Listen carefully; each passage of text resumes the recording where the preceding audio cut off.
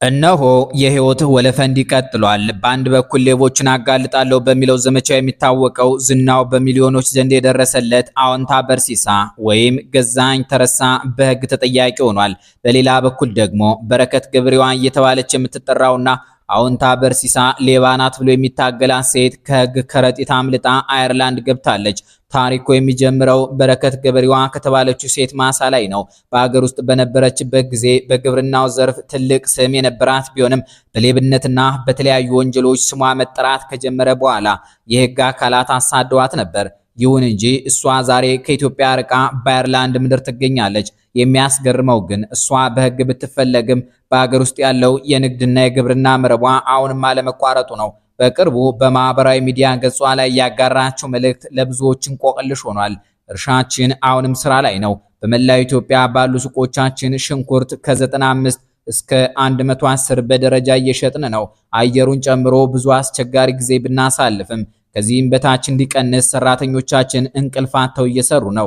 የየአካባቢያችሁን ዋጋ በኮመንት አስቀምጡልኝ ይላል የበረከት ገብሬዋ ቅኔ የተጫነው ሰሞነኛ ጽሑፍ። ይህ በህግ የምትፈለግ ሴት ንግድ በአገር ውስጥ እንዴት ሊቀጥል ቻለ ለሚለው ጥያቄ ሌላው የማህበራዊ ሚዲያ ንቁ ተሳታፊ ቴዲ ሐዋሳ የራሱን አስደንጋጭ መላምት ይሰጣል። እንደሱ አባባል ከሆነ በረከት ገብሬዋ ይዛው የተሰደደችው ትልቅ የመደራደሪያ ካርድ አለ። እሱም ከኢትዮጵያ ሚኒስትሮችና ቁልፍ ባለስልጣናት ጋር የነበራትን የቅርብ ግንኙነት ወሲባዊ ግንኙነቶችን ጨምሮ ማለት ነው የሚያሳዩ ምስጢራዊ ቪዲዮዎችን በመያዝ ባለስልጣናቱን በማስፈራራት መረቧ እንዳይነካ አድርጋለች የሚል ነው። ከበረከት ጋር አብረ የተኛ ባለስልጣን በሙሉ ቪዲዮ አለልን። ለዛ ነው የፈራችሁት። ይህንኑ የበረከት ገብሬዋንና ሌሎችንም መሰል የሙስናና የሌብነት ድርጊቶችን አደባባይ ላይ በማውጣት ፎቶግራፋቸውንና ስማቸውን በመለጠፍ የሚታወቀው አዎንታ በርሲሳ ወይም ገዛኝ ተረሳ ግን ዛሬ ራሱ በህግ ፊት ለመቆም ተገዷል። ሰይፍ የያዘ በሰይፍ ይጠፋል እንደሚባለው አዎንታ ሌሎችን ሲያጋልጥሎ ዛሬ እሱ ራሱ ስም የማጥፋት ክስ ከቦታል። በቲክቶክ ማህበራዊ ሚዲያ ዳጉላው በሚል ስያሜ ላለፉት 4 ዓመታት ነፃ የህግ ትምህርት በመስጠት የሚታወቁት ጠበቃና የህግ አማካሪ ደጉ ታደለ ኮይራ በአዎንታ በርሲሳና በሌሎች 2 የማህበራዊ ሚዲያ ታዋቂ ሰዎች ወገና አበበና ሌዊ አጎናፍር ላይ የፍትሐ ብሔር ክስ መስርተዋል። ጠበቃ ደጉ ታደለ ለፌዴራል መጀመሪያ ደረጃ ፍርድ ቤት ለሚኩራ ምድብ 8ኛ የፍትሐ ብሔር ችሎት ባቀረቡት ክስ ላይ እንደገለጹት ከተከሳሾቹ ጋር ምንም አይነት የግልም ሆነ የሥራ ግንኙነት የላቸውም። ነገር ግን ተከሳሾቹ በተደራጀ መልኩ የጠበቃውን ፎቶ በመጠቀም የሐሰት መረጃዎችን በማሰራጨት ለዓመታት የገነቡትን መልካም ስም ማጥፋታቸውንና በስራቸው ላይ ጉዳት ማድረሳቸውን ያስረዳሉ። የህግ ባለሙያው ከውል ውጭ በሚደርስ ኃላፊነት በፍትሐ ብሔር ህግ ቁጥር 2044 መሰረት የሚከተሉትን ጥያቄዎች አቅርበዋል። አንደኛ፣ ለደረሰባቸው የስም ማጥፋት ጉዳት 150,000 የኢትዮጵያ ብር ካሳ እንዲከፈላቸው። ሁለተኛ፣ ተከሳሾቹ በየግል ገጻቸው ላይ ይፋዊ ይቅርታ ጠይቀው ማስተባበያ እንዲሰሩ። ሶስተኛ፣ አስቀድመው የለቀቁትን የሐሰት መረጃ እንዲያጠፉ። አራተኛ፣ የሞራል ካሳ እንዲከፍሏቸው። ፍርድ ቤቱም የከሳሽን አቤቱታ መሰረት በማድረግ ጉዳዩ ተመርምሮ ውሳኔ እስኪሰጥ ድረስ የተከሳሾቹ የአዎንታ በርሲሳና የጓደኞቹ የባንክ ሂሳብ ታግዶ እንዲቆይ ባለፈው ግንቦት 11 ቀን ለባንኮች ትዕዛዝ አስተላልፏል። የግራ ቀኙን ክርክር ለመስማትም ለሰኔ 15 ቀን ተለዋጭ ቀጠሮ ተሰጥቷል። ይህ ታሪክ የማህበራዊ ሚዲያ አጠቃቀማችንን መስመር የሚያሳይ ማስተማሪያ ነው። በአንድ በኩል በህግ እየተፈለጉ አየርላንድ ሆኖ የሽንኩርት ገበያውን መቆጣጠርና ስልጣንን መጋረድ መቻሉን የሚያሳይ ድፍረት ሲታይ፣ በሌላ በኩል ደግሞ አጋላጭ ነኝ በሚል ስም የሰዎችን ክብርና መልካም ስም ያላግባብ መንካት የሚያስከትለውን የህግ ተጠያቂነት ያሳያል። አዎንታ በርሲሳና ጓደኞቹ ሰኔ 15 ቀን ፍርድ ቤት ቀርበው የሚሰጡት ምላሽና የህጉ መጋረጃ ሲገለጥ የሚወጣው እውነት በኢትዮጵያ የዲጂታል ዓለም ላይ አዲስ የታሪክ ምዕራፍ እንደሚከፍት ይጠበቃል። ተኩሱ በማህበራዊ ሚዲያ ቢጀምርም ፍጻሜው ግን በህግ አደባባይ ላይ እየሆነ ነው። ይህን ነገር እዚያው ለፍርድ ቤት እንተውለትና ስለ አስገራሚዋ ሴት በረከት ወርቁ ጀብዱ መጫወትን ቀጥል። የምር እንዴት በኢትዮጵያ ፖሊስ ማደኛ ወጥቶባት ኢትዮጵያ ውስጥ የእርሻ ስራዋ ሊቀጥል ቻለ? ግምታችሁን እናንተ በአስተያየት መስጫው ውስጥ ጻፉልን። እኛ እሷን የመሰለ ታሪክ ስላላቸው ሌላ የኢትዮጵያ ባለሀብት ወሬ እናድራላችሁ። ፍስሐ እሸቱ ይባላሉ። የፐርፐዝ ብላክ ኢትዮጵያ መስራች ባለቤትና ስራ አስፈጻሚ የሆኑት ዶክተር ፍስሐ እሸቱ ታሪክ ድርጅቱ የያዘው ምስጢራዊና ውስብስብ መዋቅር እንዲሁም ከሀገር መውጣታቸውን ተከትሎ እየተነሱት የሙስናና የገንዘብ ማጭበርበር ጥርጣሬዎች ዛሬም ባሉበት ቁጭ እንዳሉ ናቸው። ይህ ሁኔታ ደግሞ ከሰሞነኛው የበረከት ገበሬዋ ገጠመኝ ጋር በሚያስደነግጥ መልኩ ትይዩ የሆኑ መመሳሰሎችን ያሳያል።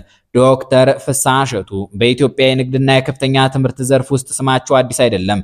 ገና በ1990ዎቹ አጋማሽ በአገሪቱ የኮምፒውተርና የኢንተርኔት ቴክኖሎጂ ገና በዳዴ በነበረበት ጊዜ ክሊክ ኮምፒውተርና ዩኒቲ ዩኒቨርሲቲ ኮሌጅን በመመስረት በግል የከፍተኛ ትምህርት ዘርፍ ውስጥ ቀዳሚና ታዋቂ ከሆኑ ግለሰቦች አንዱ ነበሩ። ከዚህ ቀደም የቦርድ ሊቀመንበር በመሆን ጭምር ድርጅቱን ሲመሩ የቆዩ ሲሆን ተቋሙ በተለያዩ የንግድ ዘርፎች ላይ እንደሚሰራ ይታወቃል።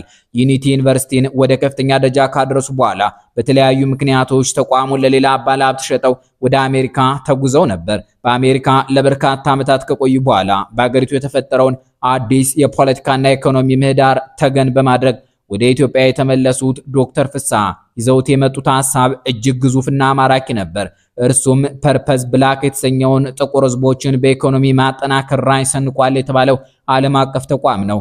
ዶክተር ፍስሐ እሸቱ ንግግር አዋቂ፣ ሰዎችን በማሳመን ረገድ ከፍተኛ ተሰጥኦ ያላቸው፣ ማህበራዊ ሳይኮሎጂንና የህዝብን ፍላጎት በሚገባ የሚያነቡ ሰው እንደሆኑ ይነገራል። ይህንን ክህሎታቸውን በመጠቀም በኢትዮጵያ ውስጥ በአጭር ጊዜ ውስጥ በቢሊዮን የሚቆጠር ካፒታል ማንቀሳቀስ የቻለ ታላቅ ስብስብ መፍጠር ችለው ነበር። ፐርፐዝ ብላክ ኢትዮጵያ ወደ ገበያው ሲገባ የነበረው የማስታወቂያ ዘመቻ በኢትዮጵያ የንግድ ታሪክ ውስጥ ታይቶ የማይታወቅ ነበር። ድርጅቱ ኬጎ ገበያ የተባለ የግብርና ምርቶች አቅርቦት ሰንሰለት በመዘርጋት ገበሬውን በቀጥታ ከሸማቹ ጋር በማገናኘት የኑሮ ውድነቱን ለመቅረፍ እንደሚሰራ አስታወቀ።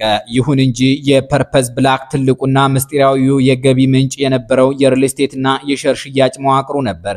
ድርጅቱ የሚከተሉትን ሜጋ ፕሮጀክቶች ይፋ አድርጎ ነበር። የመጀመሪያው የቢሊዮነር ፎቅ ፕሮጀክት ሲሆን በቦሌ ማዕከል ላይ ባለ 100 ፎቅ ህንፃ ገነባለሁ በማለት በኢትዮጵያ ታሪክ ትልቁን የሪል ስቴት ማስታወቂያ ለቀቀ። ሁለተኛው የሸር ሽያጭ ኔትወርክ ሲሆን በሚሊዮን የሚቆጠሩ ኢትዮጵያውያንና በውጭ ሀገር የሚኖሩ ዲያስፖራዎች የድርጅቱ ባለቤት እንዲሆኑ በማድረግ ከፍተኛ የገንዘብ ማሰባሰብ ስራ ተሰራ። ሶስተኛው የግብርና መንደሮች ፕሮጀክት ሲሆን በሺዎች የሚቆጠሩ ሄክታር መሬቶችን በመረከብ ዘመናዊ ግብርና ለማካሄድ የታቀደ መዋቅር ነበር። የውስጥ ምስጢሩ ምን ነበር ለሚለው የፐርፐዝ ብላክ መዋቅር ፖንዚ ስኪም ወይም የአሸናፊዎችና ተሸናፊዎች ሰንሰለት ከሚመስል የፋይናንስ አካሄድ ጋር ይመሳሰል እንደነበር የኢኮኖሚ ባለሙያዎች ይተቻሉ። ድርጅቱ ከህዝብ የሚሰበሰበውን የአክሲዮንና የቤት መግዣ ቅድመ ክፍያ ገንዘብ ለትክክለኛው ግንባታና መሬት ግዢ ከመዋል ይልቅ ይበልጥ ማራኪ የሆኑ አዳዲስ ማስታወቂያዎችን ለመስራት፣ ቢሮዎችን ለማስዋብና የህዝብ ግንኙነት ስራዎችን ለመደጎም በከፍተኛ ሁኔታ ይጠቀምበት ነበር።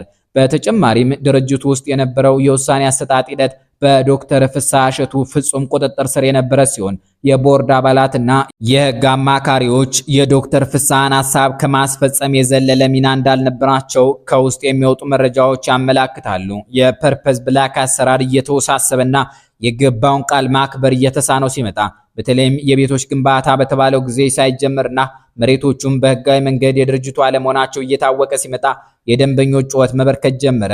የኢትዮጵያ የፍትህ አካላትና የፋይናንስ ደህንነት ተቋማት በድርጅቱና በዶክተር ፍስሐ እሸቱ ላይ የምርመራ ፋይል መክፈታቸው መነገር ጀመረ። ዶክተር ፍስሐ እሸቱ ግን ይፋዊ የምርመራ ክስ ከመመስረቱና እገዳ ከመጣሉ በፊት በአስገራሚ ሁኔታ አገር ጥለው ወጡ።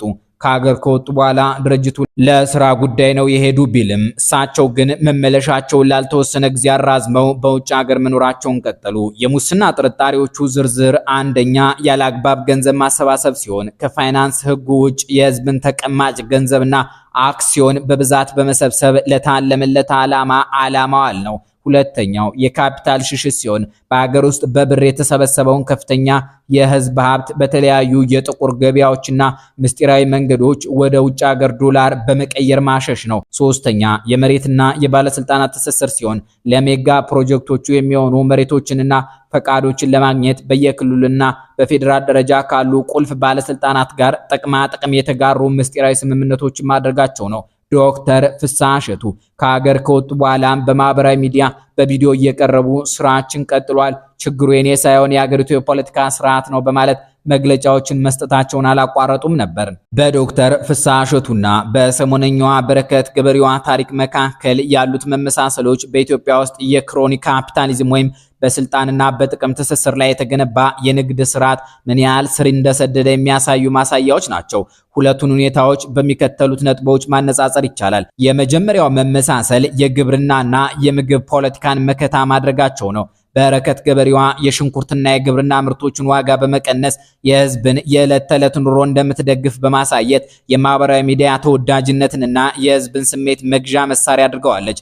ከአየርላንድ ሆናም ሽንኩርት ከ95 እስከ 110 ብር እየሸጥን ነው በማለት ይህንኑ ካርድ ትመዛለች። ዶክተር ፍስሐ እሸቱ ፐርፐዝ ብላክን ይዘው ሲመጡ ትልቁ መሸጫቸው ከገበሬው የተሰኘው የግብርና ምርት ማከፋፈያ ነበር። ገበሬውን ከደላላ እናድናለን፣ የሽንኩርትና የቲማቲምን ዋጋ እንቀንሳለን በሚል የህዝቡን የኑሮ ውድነት ቁስል በመንካት ነበር የፖለቲካና የህዝብ ድጋፍ ያገኙት። ሁለቱም ግብርናንና የህዝብን የምግብ ፍላጎት ለትልቅ የፋይናንስ ጨዋታ መሸፈኛ አድርገውታል።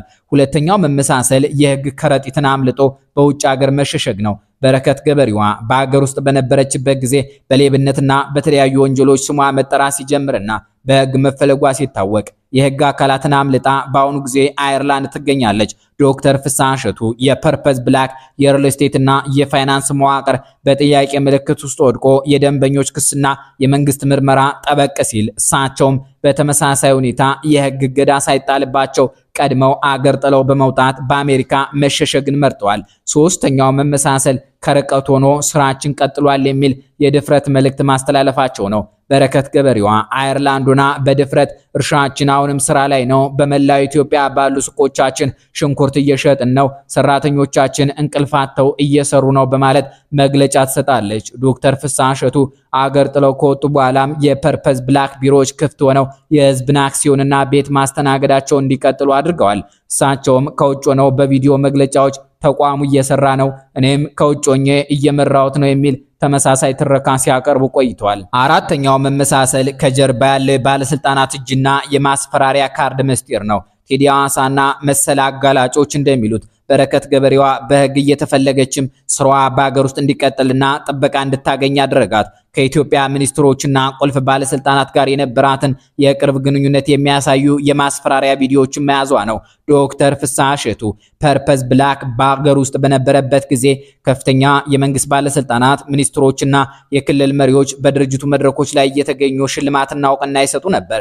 ድርጅቱ የህግ ጥሰት እየፈጸመ ነው የሚሉ ጥቆማዎች በነበሩበት ወቅት እንኳ የባለስልጣናቱ የጥቅም ትስስርና የጀርባ ደጋፊነት ተቋሙን ከለላ ሆኖት እንደቆየ ይነገራል።